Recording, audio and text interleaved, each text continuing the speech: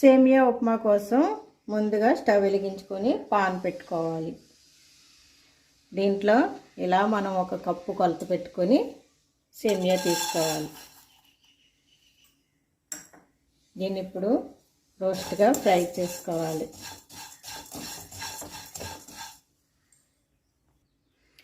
ఇలా ఫ్రై అయితే సరిపోతుంది.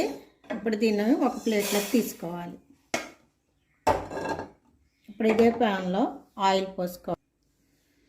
సేమియా ఉప్మాలోకి ఎక్కువ ఆయిల్ పట్టదండి, కొంచెమే పడుతుంది, తక్కువగానే వేసుకోవాలి.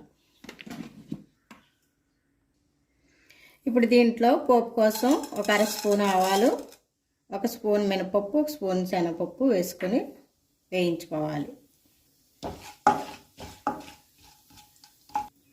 ఈ స్వీట్ కార్న్ సేమియా ఉప్మా కోసం స్వీట్ కార్న్ కూడా సేమియా ఎంత తీసుకున్నామో అదే క్వాంటిటీలో స్వీట్ కార్న్ తీసుకోవాలి.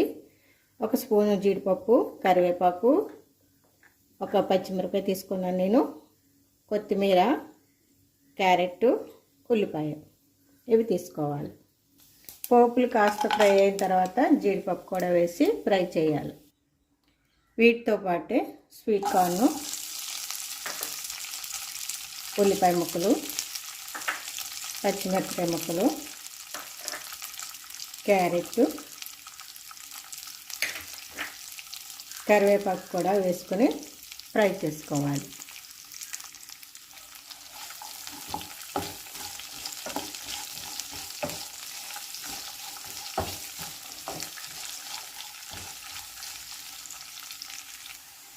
ఇలా ఫ్రై చేసుకున్న తర్వాత కలర్ కోసం ఒక చిటికెడు పసుపుని యాడ్ చేసుకోవాలి.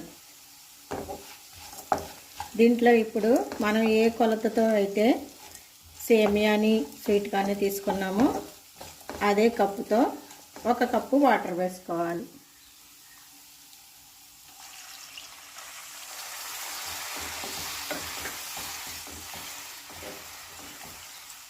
ఇది బాగా మరిగిన తర్వాత దీంట్లో ఇప్పుడు రుచికి సరిపడినంత సాల్ట్ కూడా వేసుకోవాలి. మనం తరిగి పెట్టుకున్న కొత్తిమీరని కూడా ఇప్పుడే యాడ్ చేసుకోవాలి.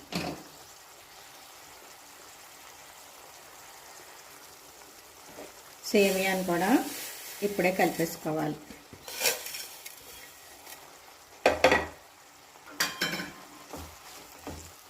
ఇప్పుడు మంటని లో ఫ్లేమ్లో ఉంచుకొని మూత పెట్టేసుకోవాలి.